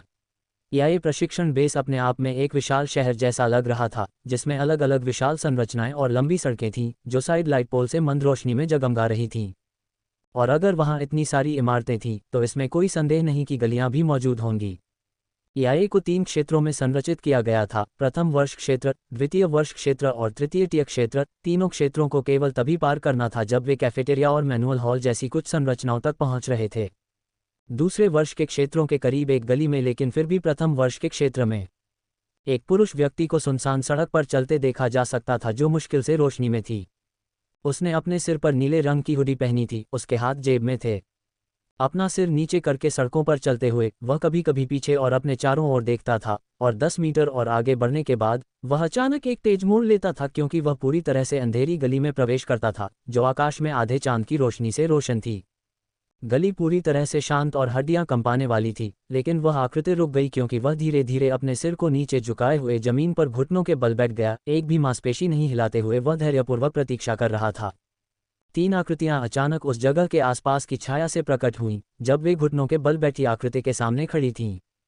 मंद रोशनी में उनके चेहरे मुश्किल से देखे जा सकते थे, लेकिन उनके बैज पर लगे 2 सितारे उनके दूसरे वर्ष के होने का संकेत दे रहे थे। तुम आए, ऐसा लगता है कि तुम्हारे पास अपने सभी सहकर्मियों में सबसे ज्यादा समझ है। तीनों में से एक आवाज आई, जिसमें अंदर से मजाक की झलक थी। अगर जेरास यहाँ होता तो उसे याद होता कि ये दूसरे वर्ष के सीनियर जिम की आवाज़ थी, जिसने कैफेटेरिया में उनसे उनके अंक छीनने की कोशिश की थी। घुटनों के बल बैठी आकृति ने एक भी शब्द नहीं कहा, उसने बस अपनी घड़ी आगे बढ़ाई और एक आकृति ने अपनी घड़ी उसकी घड़ी पर घुमाई। डिंग, जोड़ 230 अंक जमा किए गए, माइनस 230 अंक काटे गए। घड़ियों की आवाज़ एक ही समय पर गूंजी। अच्छा अच्छा, जिम की भयावह आवाज़ गूंजी जब उसने धीरे धीरे झुकी हुई आकृति के सिर पर अपने हाथ थपथपाए। NOWELL-BE-IN.C ओम। तुमने सही काम किया है बच्चे। क्या मैं अब जा सकता हूँ? और तुम मुझे फिर से परेशान नहीं करोगे? घुटनों के बल बैठे व्यक्ति ने कहा और आखिरकार अपना सिर उठाया। तुमने वही किया जो तुम्हें करना चाहिए था, लेकिन मुझे तुमसे बस एक और चीज़ चाहिए, एक ऐसी जानकारी जिसने मेरी जिज्ञासा को बहुत बढ़ा दिया है। अगर तुम मुझे बता दोगे तो तुम आखिरकार घर जा सकते हो, बिना किसी दूसरे साल के बच्चे के तुम्हें फिर से परेशान करने की चिंता किए। जिम ने कहा और उसकी आंखों में लाल चमक आ गई। 5 मिनट जल्दी से बीत गए और एक व्यक्ति गली से तेजी से बाहर निकल गया। जिम के बोलते ही तीनों व्यक्ति उस व्यक्ति की पीठ की ओर देखने लगे। जेरस सेलेस्ट्रिया और क्विन वॉर्ड स्पेस हो, उनकी जानकारी खोजो। दुरंगो, चलो खेल के मंच को थोड़ा और चौड़ा करते हैं, क्या हम? 68 एक सोता हुआ ज्वालामुखी। 5 मिनट जल्दी से बीत गए जब एक आकृति गली से तेजी से बाहर निकली। जिम के बोलते ही तीनों व्यक्ति आकृति के पीछे की ओर देखने लगे। जेरस सेलेस्ट्रिया और क्विन वॉर्ड स्पेस हो, उनकी जानकारी खोजो। दुरंगो, चलो खेल के मंच को थोड़ा और चौड़ा करते हैं, क्या हम? मिल गया। अंधेरे गली में एक युवक की कर्कश आवाज़ गूंजी। जब अंधेरे में ढकी तीनों आकृतियां एक साथ इकट्ठी हुईं, क्वीन वर्ड स्पेस थोड़ी समस्या है, जिम। ऐसा कैसे, दुरंगो? जिम ने उस छोटे कद के युवक से पूछा, जो 18 साल का लग रहा था, जिसकी लंबाई 1.7 मीटर थी और जिसने अपने चेहरे पर काला रीडिंग ग्लास पहना हुआ था। डुरंगो ने अपनी घड़ी देखी। जब उसने क्वीन वर्ड स्पेस के बारे में जानकारी देखी, जिससे उसकी भौहें सिकुड़ गईं। मैं उससे जो कुछ भी जान पाया, उसके अनुसार उसने कहा कि वह वर्ड स्पेस परिवार से है और वह एक मेजर भी है। न्यू कैडेट्स रैंकिंग और पीक स्टार रैंक स्टेज पर कल्टीवेशन में दूसरे स्थान पर है। उससे निपटना थोड़ा मुश्किल हो सकता है। डुरंगो ने अपने सामने जिम को देखते हुए कहा। NO well be in .c ओम। 9 परिवारों के लोग वास्तव में सिरदर्द हैं और उन्हें काबू में करना मुश्किल है। उसे अनदेखा करें। दूसरे के बारे में क्या? जिम ने क्विन को छोड़ दिया। वह बहुत अजीब है। रैंकिंग में पहले स्थान पर रहने के अलावा उसके बारे में और कुछ नहीं है। डुरंगो, क्या यह असंभव है? जिम ने तुरंत जवाब दिया क्योंकि वह उनकी जानकारी के स्रोत से अच्छी तरह वाकिफ था। यह एक एंट्री लेवल 2 प्राधिकरण था जो छात्रों के बारे में बुनियादी जानकारी से कहीं ज्यादा जानकारी अपने आप लाता था, जिसमें उनकी पृष्ठभूमि और वर्तमान कल्टीवेशन चरण शामिल थे। ज़ेरास से कोई जानकारी न मिलने पर उसे थोड़ा संदेह हुआ क्योंकि ऐसी स्थिति में कोई जानकारी न होना असंभव है। इसका मतलब है कि EA के पास ज़ेरास के बारे में कोई जानकारी नहीं है, सिवाय इसके कि वह न्यू कैडेट्स रैंकिंग में पहले स्थान पर है। क्या आप निश्चित हैं? जिम ने पूछा, जब डुरंगो ने उसे अपनी घड़ी पर दी गई जानकारी दिखाई और जैसा कि कहा गया था। जिम को केवल ज़ेरास की तस्वीर और जानकारी की एक पंक्ति ही दिखाई दे रही थी। यहाँ तक कि EA के पास भी उसके बारे में कुछ नहीं है। इसका मतलब है कि वह या तो वास्तव में कोई महत्वपूर्ण व्यक्ति है या कोई नहीं। मैं कल्पना नहीं कर सकता कि वह इतना महत्वपूर्ण है कि EA उसकी जानकारी जोड़ना नहीं चाहता, जिसका अर्थ है कि वह कोई नहीं है। जिम ने अपने माथे पर हाथ रखते हुए अपने चेहरे पर गंभीर भाव रखते हुए कहा। तो हम क्या करें? डुरंगो ने पूछा। हम उसका परीक्षण करते हैं। जांचते हैं कि उसके बारे में इतना रहस्यमय क्या है और अंतिम निर्णय परिणामों से निर्धारित किया जाएगा। अभी के लिए उसे अनदेखा करो, जिम ने कहा और तीनों धीरे धीरे एक बार फिर अंधेरे में चले गए। मैं तुम्हारी आंखों में हत्या देख सकता हूं ज़ेरास। मुझे उम्मीद है कि तुम इंतजार के लायक हो या EA में आना तुम्हारा सबसे बड़ा पछतावा होगा। जिम के दिमाग में पिछले आदान प्रदान का विचार आया और उसकी आंखों में नफरत की चमक उभरी, लेकिन जल्द ही एक भयावह मुस्कुराहट में बदल गई। योजक चिन्ह योजक चिन्ह योजक चिन्ह योजक चिन्ह योजक चिन्ह योजक चिन्ह DRRRRRRRRMMMM। अपनी घड़ी के तीव्र कंपन के कारण ज़ेरास तुरंत बिस्तर से उछल पड़ा। आधी नींद भरी आंखों से स्क्रीन को देखते हुए लेस देन सूचना ग्रेटर दैन अगले 30 मिनट में अभ्यास शुरू होता है ग्रेटर दैन। ज़ेरास धीरे धीरे अपने बिस्तर से उठा। अनिच्छा से वह दिन की तैयारी के लिए बाथरूम की ओर बढ़ा। उसका शरीर अभी भी अस्त व्यस्त था, लेकिन वह अभी भी बिना गिरे इधर उधर चल और जॉगन कर सकता था। अभ्यास के लिए इतना ही काफ़ी था। अभ्यास में शामिल न होने की एक कीमत थी जिसे वह चुकाने को तैयार नहीं था, इसलिए उसके पास कोई विकल्प नहीं था। उसके दर्द को अनदेखा करें और ध्यान दें। ज़ेरास बाथरूम के दरवाजे की ओर बढ़ा, लेकिन सोफे पर बैठते ही रुक गया। सिस्टम के इंटरफेस को सक्रिय करें। ये कुछ ऐसा था जो उसे पिछले दिन करना चाहिए था, लेकिन अपनी थकान के कारण वह नहीं कर पाया। System interface. नाम ज़ेरास सेलेस्ट्रिया। स्तर 6। Cultivation stage middle star rank stage. HP 170/170। XP 120/1200। ऊर्जा 65/65। मन कोर ऊर्जा 70/70। विशेषताएं: शक्ति 32, चपलता 27, धारणा 16, बुद्धि 10, आकर्षण 0। मेरी सभी आंकड़ों में 2 अंकों की वृद्धि हुई है, सिवाय मेरी बुद्धि के, और HP तथा मन कोर ऊर्जा में भी वृद्धि हुई है। ज़ेरास ने अपनी कुर्सी से उठकर अभ्यास के लिए तैयार होते हुए कहा। योजक चिन्ह योजक चिन्ह योजक चिन्ह योजक चिन्ह योजक चिन्ह योजक चिन्ह। दिन तेजी से बीत गए और नए कैडेट धीरे धीरे जीवन की नई वास्तविकताओं और नए वातावरण से परिचित होने लगे। दोपहर के 3:53। दिन का प्रशिक्षण समाप्त होने के बाद ज़ेरास क्विन और वोनेक के साथ कैफेटेरिया में चले जाएंगे। तीनों कभी कभी ट्राइटन से मिलते थे क्योंकि ज़ेरास ने देखा कि वह एक बार फिर से वही खुशमिजाज लड़का बन गया है जिससे वह मोनोलिथ में परीक्षण से पहली बार मिला था। हालांकि जब भी वह उसकी आंखों में गहराई से देखता था तो उसके चेहरे पर एक अजीब सा भाव उभर आता था, मानो उसे उसकी आंखों में देखने से डर लगता हो। लेकिन ज़ेरास ने इस पर ज्यादा ध्यान नहीं दिया और बस खुश था कि ट्राइटन आखिरकार अपने डर पर काबू पा गया और एक बार फिर जिज्ञासु युवा बन गया। यह उसका वह हिस्सा था जिसने सबसे पहले उसकी जिज्ञासा को जगाया। समय बीतने के साथ साथ तीनों ने धीरे धीरे एक दूसरे के साथ एक गहरा रिश्ता बनाया और वे एक दूसरे से और भी परिचित हो गए। जेरास प्रशिक्षण समाप्त होने के तुरंत बाद अपने छात्रावास के कमरे में वापस चला जाता था और ठीक होने की कोशिश के कारण कैफेटेरिया में जाता था, जबकि क्विन, वोनेक और ट्राइटन माइनर ट्रेनिंग एरिया में चले जाते थे, जहां वे अपना बाकी दिन बिताते थे। हालांकि अब उसके लिए अपने घायल शरीर के कारण परीक्षण 3 गुना से ज़्यादा कठिन था। जेरास ने खुद को संभाला और वह महसूस कर सकता था कि जैसे जैसे उसका शरीर धीरे धीरे ठीक हो रहा था, वह अपनी नई ताकत के साथ खुद को अभ्यस्त कर रहा था। वह पहले एक सोए हुए ज्वालामुखी की तरह था, लेकिन जैसे जैसे उसका शरीर ठीक होता गया, वह आखिरकार अपनी उन्नति के कारण ताकत में वृद्धि महसूस कर सकता था, क्योंकि उसने देखा कि वह अपनी आनुवंशिक क्षमता का उपयोग लगभग 2 गुने समय तक कर सकता था जितना वह पहले करता था। बेशक ये केवल तब था जब वह अकेला था। वह अभी भी दुनिया को अपनी आनुवंशिक क्षमता के बारे में बताने की योजना नहीं बना रहा था। समय अविश्वसनीय रूप से तेजी से बीत गया और इससे पहले कि वे इसे महसूस कर पाते, 1 सप्ताह पहले ही बीत चुका था। अब नए कैडेटों के लिए अपने विभाग चुनने का समय था, जो अगले 3 वर्षों के लिए उनके प्रशिक्षण और ईआईए में उनके करियर की दिशा निर्धारित करेगा। जहां तक जेरास का सवाल है, वह पहले से ही जानता था कि वह कौन सा विभाग चुनेगा। 69 अंतरआयामी युद्ध विभाग। लेस दैन अधिसूचना greater than.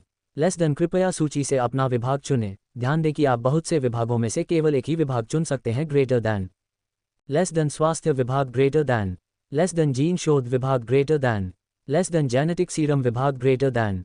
Less than engineering विभाग ग्रेटर दैन। लेस देन घुसपैठ विभाग greater than. Less than cosmic अनुसंधान विभाग greater than. Less than operation combat विभाग ग्रेटर दैन। लेस देन अंतरआयामी युद्ध विभाग ग्रेटर दैन। लेस देन वाणिज्यिक व्यवसाय विभाग greater than. Less than alien संबंध विभाग ग्रेटर दैन। जेरस ने अपनी घड़ी पर विभागों की अंतहीन सूची देखी जिसमें से वह चुन सकता था, क्योंकि उसने जल्दी से कुछ ऐसे विभाग चुने जिनके लिए उसे लगा कि वह पैदा ही हुआ है। उनमें से एक घुसपैठ विभाग था। उसका एब्सोल्यूट मॉर्फ जीन शायद सबसे अच्छी आनुवंशिक क्षमता हो सकती है, जिसके बारे में कहा जा सकता है कि वह पूरी तरह से कक्षा के लिए उपयुक्त है और अगर वह उस कक्षा में जाता है तो निस्संदेह वह बहुत अच्छा करेगा। जबकि घुसपैठ वर्ग दिलचस्प था, अन्य वर्ग जो उसे लगा कि उसके लिए भी अनुकूल थे, वे थे ऑपरेशन कॉम्बैट डिपार्टमेंट और interdimensional combat department. Operation combat department भूमि सैन्य लड़ाई और बचाव से निपटने वाले ईआईए समूह की तरह अधिक लग रहा था। एक उदाहरण ईआईए समूह हो सकता है जिसने म्यूटेंट ऑर्गेनाइजेशन शाखा में फंसने पर उसकी मदद के लिए कॉल का जवाब दिया। अगर यह वह विभाग था तो यह उसके लिए एक अच्छा विकल्प था। इंटरडायमेंशनल कॉम्बैट डिपार्टमेंट भी अच्छा लग रहा था और शायद ऑपरेशन कॉम्बैट डिपार्टमेंट जैसा ही था। यह जमीन पर होने के बजाय अंतरिक्ष में और दुनियाओं के बीच हो सकता था। यह निश्चित रूप से अंतरिक्ष में ही युद्ध लड़ने का एक अच्छा विचार था और इस विचार ने उसके दिल को लगभग नियंत्रण से बाहर कर दिया। अब वह इन 2 विकल्पों के बीच फंस गया था। क्या उसे ऑपरेशन कॉम्बैट डिपार्टमेंट या इंटरडायमेंशनल कॉम्बैट डिपार्टमेंट में जाना चाहिए? जेरास की गहरी सोच के कारण भौहें अचानक दूर हो गईं क्योंकि उसने अपने माथे पर एक नकली मुस्कुराहट के साथ थप्पड़ मारा। जब मेरे पास एक सटीक भविष्यवक्ता है तो मैं खुद को क्यों परेशान कर रहा हूं? अरे सिस्टम, तो आपको क्या लगता है कि मुझे ऑपरेशन कॉम्बैट डिपार्टमेंट या इंटरडायमेंशनल कॉम्बैट डिपार्टमेंट में से किसका चयन करना चाहिए?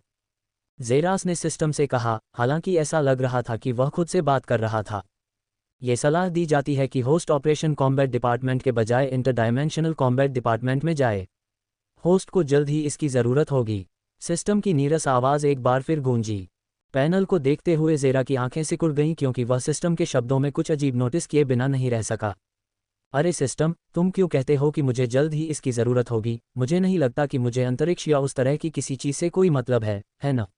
जेरास ने कुछ स्पष्टीकरण की तलाश में पूछा। होस्ट की ताकत इस जानकारी तक पहुंचने के लिए बहुत कम है। नोटिफिकेशन को देखते हुए जेरास के चेहरे पर एक नस उभर आई क्योंकि वह सिस्टम को चीर कर रख देना चाहता था। चाहे उसकी ताकत कितनी भी हो, जैसे जैसे वह बड़ा होता गया, सिस्टम हमेशा कहता कि वह किसी भी चीज़ तक पहुंचने के लिए बहुत कमज़ोर है। NOWELL-BEACON. फिर कब? आपके बारे में सबसे बुनियादी जानकारी तक पहुंचने के लिए कितनी ताकत की ज़रूरत होगी? सिस्टम की भविष्यवाणी के अनुसार होस्ट सिस्टम के लेवल 10 पर पहुंचने के बाद सिस्टम की बुनियादी जानकारी तक पहुंच पाएगा। नोटिफिकेशन को देखते ही जेरा की आंखें नरम पड़ गईं।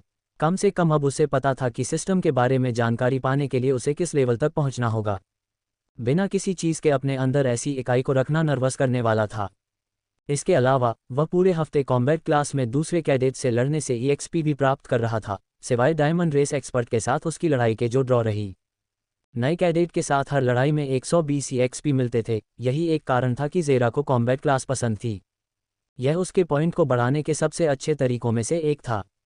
अब उसके EXP पॉइंट को देखते हुए ये था 960 1200। ज़ेरा के हाथों ने उसकी घड़ी पर इंटरडायमेंशनल कॉम्बैट डिपार्टमेंट टैब दबाया क्योंकि घड़ी से प्रकाश की एक नीली लहर निकली।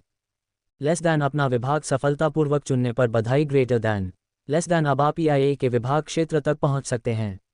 ग्रेटर दैन लेस दैन कृपया अगले 20 मिनट में इंटरडायमेंशनल कॉम्बैट डिपार्टमेंट क्लास में जाएं। ग्रेटर दैन ज़ेरा ने अपनी घड़ी देखी क्योंकि उसने नक्शे पर एक नया क्षेत्र देखा जो पहले वहां मौजूद नहीं था। विभाग क्षेत्र। अपनी EIA वर्दी पहनकर वह तुरंत कमरे से बाहर चला गया और घड़ी द्वारा इंगित इंटरडायमेंशनल कॉम्बैट डिपार्टमेंट की दिशा में पहुंच गया। योजक चिन्ह योजक चिन्ह योजक चिन्ह योजक चिन्ह योजक चिन्ह योजक चिन्ह। इंटरडायमेंशनल कॉम्बैट डिपार्टमेंट की परिभाषा को केवल शब्दों को तोड़कर और उनकी व्याख्या करके आसानी से पहचाना जा सकता है। हालांकि यह वर्षों में विकसित हुआ है और विविधतापूर्ण हो गया है, लेकिन इसका मूल अर्थ अभी भी वही है। लगभग 1.9 मीटर लंबी और टाइट फिटिंग EIA वर्दी पहने एक महिला प्रशिक्षक की आवाज़ पूरे हॉल में गूंज रही थी जहां लगभग 150 छात्र बैठे थे।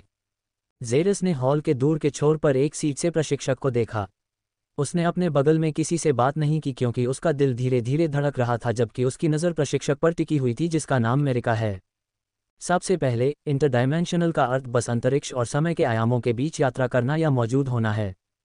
तो इंटरडायमेंशनल कॉम्बैट डिपार्टमेंट एक ऐसा विभाग है जो अलग अलग जगहों और समय के माध्यम से युद्ध पर ध्यान केंद्रित करता है। ऑपरेशन कॉम्बैट डिपार्टमेंट के बजाय जो ज़्यादातर एक ग्रह या दुनिया के भीतर होने वाले युद्धों पर ध्यान केंद्रित करता है। इंटरडायमेंशनल कॉम्बैट डिपार्टमेंट अंतरिक्ष में होने वाली लड़ाइयों और मुख्य रूप से अंतरिक्ष यान पर ध्यान केंद्रित करता है। इसलिए यदि आप अंततः अंतरिक्ष में यात्रा कर रहे किसी शून्य जानवर से मिलते हैं तो ऑपरेशन कॉम्बैट का एक छात्र मिनटों में मारा जाएगा जबकि एक अंतरआयामी कॉम्बैट का छात्र आसानी से समस्या को हल करने में सक्षम होगा। प्रशिक्षक अमेरिका ने कहा, जिससे छात्रों में से अधिकांश ने स्वीकृति की स्वीकृति दी क्योंकि यह मज़ेदार लग रहा था। अंतरआयामी कॉम्बैट विभाग और ऑपरेशन कॉम्बैट विभाग के बीच एक और बड़ा अंतर यह है कि यदि आप में से 100 को चुना जाता है और अभी एक सच्चे ऑपरेशन पर निकलते हैं तो आप में से लगभग 30 को जीवित वापस आना चाहिए। लेकिन यदि आप में से 100 को अभी एक सच्चे अंतरआयामी कॉम्बैट पर निकलने के लिए चुना जाता है तो आप में से कोई भी जीवित नहीं बचेगा। आप सभी मर जाएंगे, प्रशिक्षक अमेरिका ने कहा, जबकि नए कैडेटों ने मुश्किल से निगला। ज़ेरास को यह बताने की ज़रूरत नहीं थी कि इसका मतलब है कि अंतरआयामी कॉम्बैट विभाग ऑपरेशन कॉम्बैट विभाग से कहीं अधिक कठिन था। तो अगर आप यहाँ मौज मस्ती के लिए आए हैं तो ये जानकर मज़े करें कि आपकी ज़िंदगी पलक झपकते ही खत्म हो सकती है। 70 अंतरआयामी युद्ध का खजाना। स्कूल प्रोटोकॉल के अनुसार अगले एक सप्ताह तक आपके विभाग नहीं बदले जा सकते, इसलिए आप अगले एक सप्ताह तक कक्षा में ही अटके रहेंगे। एक सप्ताह के प्रशिक्षण के बाद आप तय कर सकते हैं कि यह आपके लिए है या नहीं। प्रशिक्षक मोनिका ने उन लोगों की उम्मीदों को खत्म करते हुए कहा जो विभाग के उच्च मृत्यु दर को सुनकर तुरंत हार मान लेना चाहते हैं। अब ये कहने के बाद चलिए कार्रवाई पर आते हैं। जिस कमरे में वे थे वह अचानक बदल गया क्योंकि पूरा हॉल जो पहले कुर्सियों से भरा हुआ था अचानक बदल गया।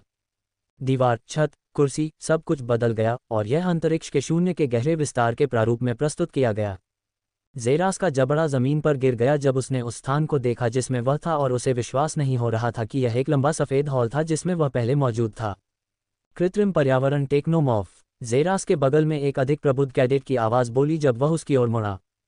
पूरी जगह एक भ्रम है, पूरे वातावरण को आप अपनी पसंद के अनुसार बदल सकते हैं। आप चाहें तो इस जगह को समुद्र के बीच जैसा बना सकते हैं या फिर इसे घास से भरा लंबा मैदान बना सकते हैं, लेकिन मूल स्वरूप अभी भी एक लंबा सफ़ेद हॉल है। आमतौर पर यह हर बार नहीं होता कि आप इस तकनीक के टुकड़े से रूबरू हों, लेकिन अगर EIA के पास यह है तो यह चौंकाने वाली बात नहीं है। जैम ने कहा, लगभग 17 साल का एक सांवला सुंदर मानव लड़का जिसकी लंबाई लगभग 1.8 मीटर है। धन्यवाद, ज़ेरास ने स्पष्टीकरण के लिए कहा। तो यह अंतरिक्ष का एक विशाल विस्तार है, प्रशिक्षक मोनिका ने कहा, उनकी आवाज़ पूरे अंतरिक्ष में गूंज रही थी। अंतरिक्ष के विशाल विस्तार में केवल एक ही खजाना है। अगर आपके पास यह है तो आप अमीर हैं। वह खजाना क्या हो सकता है? स्पेस सूट, ज़ेरास ने अनुमान लगाया। प्रशिक्षक मोनिका ने अचानक जोर से ताली बजाई जिससे शून्य के केंद्र में एक विशाल वस्तु दिखाई दी जो पूरी तरह से नीले रंग की रोशनी से बनी थी और अंधेरे में बेहद चमकदार थी। हाँ, यह एक अंतरिक्ष यान है। यह अंतरिक्ष का सबसे बड़ा खजाना है। दुश्मन के अंतरिक्ष यान को हाईजैक करें और आपने उन्हें सफलतापूर्वक आधा मार दिया है। एक अंतरिक्ष यान के मालिक बने और आपके पास अंतरिक्ष में जीवन और आशा है। तो अगर इस विभाग में सीखने के लिए सबसे योग्य कुछ है तो वह ये सीखना है कि यह खजाना कैसे काम करता है और इसे कैसे बनाए रखना है। प्रशिक्षक मोनिका की आवाज़ पूरे अंतरिक्ष में गूंज उठी जिससे ज़ेरास ने सिर हिलाया।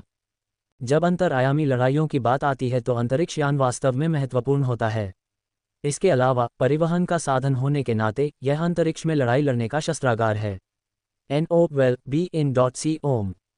तो चलिए इस खजाने के बारे में और अधिक सीखना शुरू करते हैं। छात्र प्रशिक्षक मोनिका के पास आगे बढ़े क्योंकि उन्हें अंतरिक्ष यान के विभिन्न भाग और उनके कार्य दिखाए गए। इतना ही नहीं, यहाँ तक कि जिस हिस्से को तोड़ना सबसे मुश्किल था, अंतरिक्ष यान का सबसे नाजुक हिस्सा, इंजन की स्थिति, अंतरिक्ष यान को चलाने वाले ऊर्जा माने पत्थर, अंतरिक्ष यान के विभिन्न प्रकार और लोकप्रिय मॉडल, अंतरिक्ष यान पर हथियारों के प्रकार आदि। योजक चिन्ह योजक चिन्ह योजक चिन्ह योजक चिन्ह योजक चिन्ह योजक चिन्ह। 6 घंटे बाद जेरस को आखिरकार अपनी बुद्धि बढ़ाने के फायदे महसूस हुए क्योंकि उन्हें अंतरिक्ष यान के अंदर और बाहर 2000 से ज्यादा हिस्सों की जानकारी और कामकाज सीखने के लिए कहा गया था। दूसरे कैडेट पहले ही अपनी घड़ियां निकाल चुके थे और जानकारी रिकॉर्ड कर रहे थे, लेकिन जेरस ने कुछ नहीं किया, बस ध्यान से सुना और उसे जो कुछ भी बताया गया था उसे आसानी से याद कर लिया।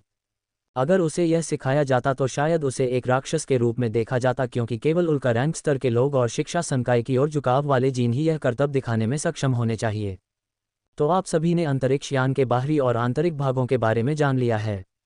हमारी अगली कक्षा में हम इस दी गई जानकारी पर एक परीक्षा देंगे और शायद एक वास्तविक अंतरिक्ष यान को उड़ाना सीखेंगे।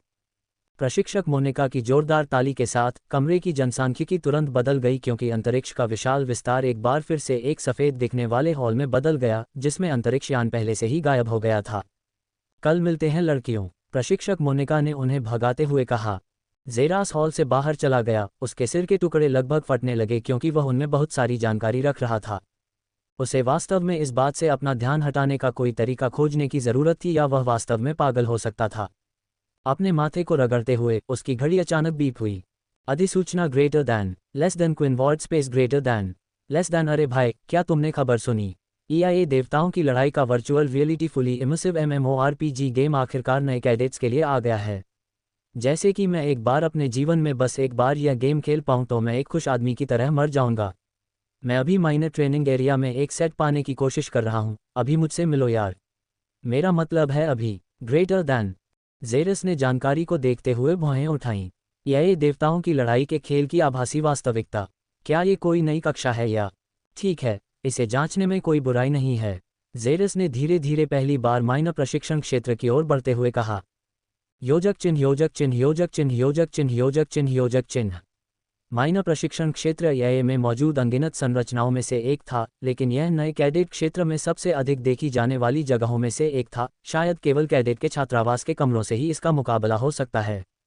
यह नए कैडेटों के लिए एक खेल के मैदान की तरह था क्योंकि इसमें पर्याप्त मात्रा में आभासी और शारीरिक गतिविधियां थीं जिन्हें अंदर किया जा सकता था, चाहे वह एंटी ग्रेविटी रूम हो, जहां छात्र बिना किसी गुरुत्वाकर्षण के उन पर काम किए लड़ाई में शामिल हो सकते हैं, या हत्या कोड में शामिल हो सकते हैं जहां उन्हें समूहों में भूल-भुलैया में ले जाया जाता है और वे बुद्धि और ताकत की लड़ाई में जीतने की कोशिश करते हुए लड़ते हैं। जबकि यह उन अनगिनत गतिविधियों में से सिर्फ एक है जो उल्लेख किया जा सकता है। फिर भी यह ध्यान दिया जाना चाहिए कि यह सभी शारीरिक गतिविधियां हैं। EIA माइनर ट्रेनिंग एरिया में वास्तविक अधिकांश गतिविधियां इसकी आभासी वास्तविकता गतिविधियां थीं और उन गतिविधियों में से एक आभासी वास्तविकता गेम था, EIA देवताओं की लड़ाई। एक आभासी वास्तविकता गेम जहां EIA छात्र एक दूसरे को लड़ने के लिए चुनौती दे सकते हैं, विभिन्न मिशनों पर जा सकते हैं और एक दूसरे के साथ प्रतिस्पर्धा कर सकते हैं, ये निर्धारित करने के लिए कि EIA लड़ाकू देवता कौन है। ये सब सिर्फ एक हेडसेट पहने हुए और अपने कमरे में बैठे हुए।